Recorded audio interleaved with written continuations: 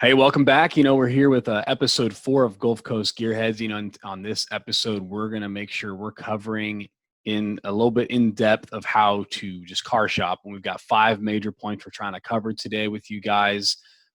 Without further ado, what's our first one, Jacob?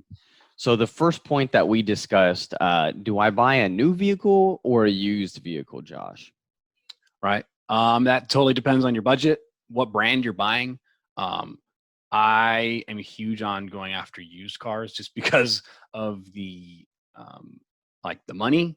Yeah. Like the car depreciates and depreciation just because of new cars to used cars. So that's where I recommend. What are your thoughts, Jacob?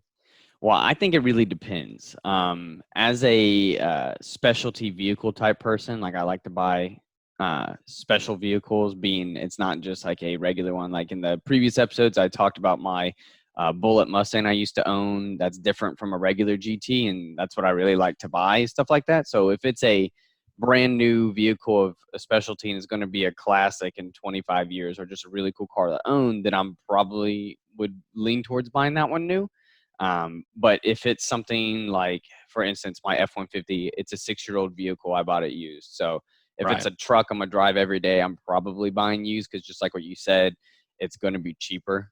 Um, if you want the newest technology, then a new vehicle is the way to go. But if you're not Right. really that heavy into the latest and the bells and whistles, then you probably don't have to buy a new vehicle to get stuff that you'll enjoy. Right. So just understanding where you're at with your budget and whether or not you want the brand new technology versus just you're looking for a solid vehicle to drive Yeah. every day and get a good deal on it. That's where you're at with new and used. So Yeah. If you're somebody that buys a vehicle every other year, then probably used would save you more money. But if you're somebody right. that has the vehicle for 10 years, then new, you're going to pay that off halfway through it. So Right. it just depends. So then leading into that, if you're buying a new vehicle or a used one, what is considered a good offer, Josh? How do I know what I see is good enough to buy? So if you're specifically just talking about prices of cars, I like to take into perspective, like with Kelly Blue Book, you can go on there and see what vehicles are costing in the market based Mm-hmm. on that vehicle, whether it's new or used. So that's what's nice about their site is they cover both of those. But if you're talking about new, this could be something that the OEM, like we covered in our last episode, the original equipment manufacturer, the brand, what they're offering, whether that's financing rates Mm-hmm. or massive rebates towards buying a certain vehicle, or just little things like that, as well as what is the dealership going to give you for coming in. Yeah. But yeah, Yeah, and even so, a lot of dealerships are offering, especially now, 0% APR for 84 months and whatnot. But even still, if you walk into a dealership and you still get like a 3% rate, that's still pretty low for interest rates. I mean, if you're right. somewhere in the double-digit range, like No, 10%, then that's a horrible offer. that bad. Yeah, it's either dealership's offering you something bad or you have something wrong with your credit score. So that just depends. But if you're still in the low single digits of percent for APR, that's still a pretty good deal. Obviously, 0% is the best. But then when Josh says massive rebates, if a dealership tells you, oh, you hear on the radio $10,000 off the brand new Ram 1500, whatever, like that's quite a bit off. Right. You And know, so just for y'all's reference, a good finance rate right now, if you're not getting approved for zero, try and get as low as possible. Play golf with it. The lower the score you win. yeah, So try yeah. and get closer to 3 or like below 4%. Anywhere around there, you're good. Because anything higher than that, you're going to pay a lot more towards the end of your finance rate. So just getting a better deal for you guys.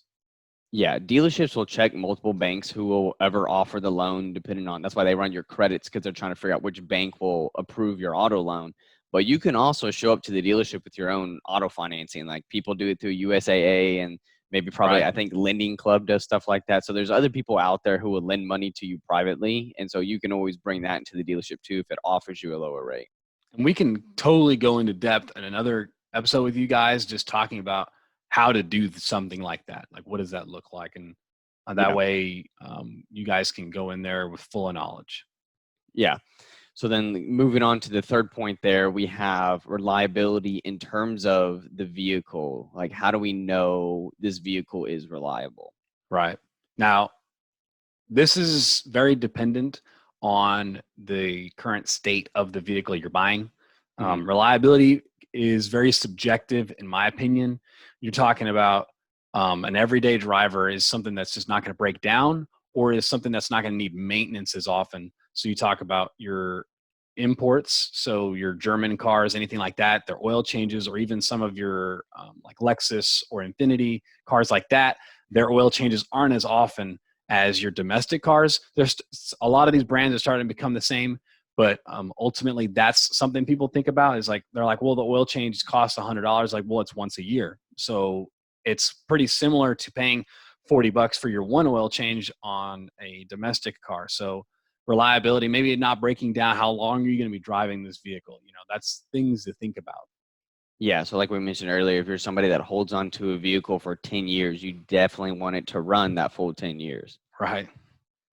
So then with the reliability, moving on to dealer specific, like with so many dealerships to go around and shop to, even just in the city of Houston. But if you're like Josh and you drive 50 miles to go get your vehicle, then your possibilities are even more.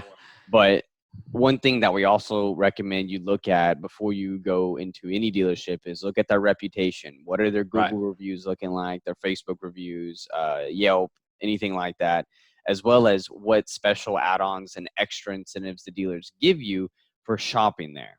Right. Treat it just like a restaurant. If you're going to go there because they had specials on happy hour during a certain time period, that's the same as going to a dealership and they're saying if you buy a new vehicle with us, you get oil changes for life. That's a real thing. Some dealerships do offer that, Mhm. or they cover, like a manufacturer, like Honda will cover your powertrain for the next 60,000 miles. Maybe that Honda dealership says, you know what? I'll give you the next 200,000 on that car just because we're glad you're a part of our family of customers.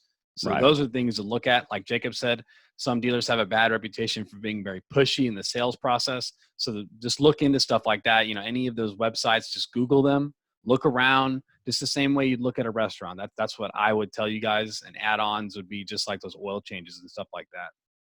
Yeah, and we always tell our clients at work that you need to give extra above, because when Honda comes out, to use your example, and they're like, okay, every dealership is offering 0% APR for 84 Right. months. How does that make you different? Like if I want to go, somebody wants to come shop at Josh Honda or Jacob Honda, but we're both offering the same thing, then it's really 50-50 where they could end up. But if you have stuff like an extended powertrain warranty or like oil Right. changes for life, to use your examples, that's gonna make the customer more incentive to come to your dealership as opposed to the other one. Right. And that leads us to our last point. Our fifth one is just shop around. Yeah. Don't be hung up on one place just because you saw their advertisement. And we work in that field, so we know and we tell our dealers, advertise really heavily because buyers like you guys see that, and so that's where they're staying in front of you guys and this in your mind. But just do your research, get on Google, anywhere you're looking, and just type in dealerships, see what comes up. I mean, go to Auto Trader. I love Auto Trader. I'm a little weird with it. I go on there and shop too much. It's like Auto Trader for me is like Facebook. I troll on there, but that's just me. I'm a little weird. You've probably doubled their viewerships in like the last year alone. So I raised their cost per click, but we'll explain what cost per click is in another video. yeah. um, But so that's our 5 points, and that's really Josh and I, when we go look into buying a new vehicle, those are the 5 points that we go down almost as if it's a list, because it is. If you have something different that you've done in your car buying experience and something that we may not have talked about, let us know. We're interested to hear that and see what other people think and how other people car shop, because obviously we shop differently than a lot of other people. But without further ado, we appreciate your views. Hit that subscribe button down below. Follow us on all the social medias. Check out upcoming articles that we're sharing. Any other car buying helpful stuff is usually put on there, stuff like that. But without further ado, Jacob and Josh signing off.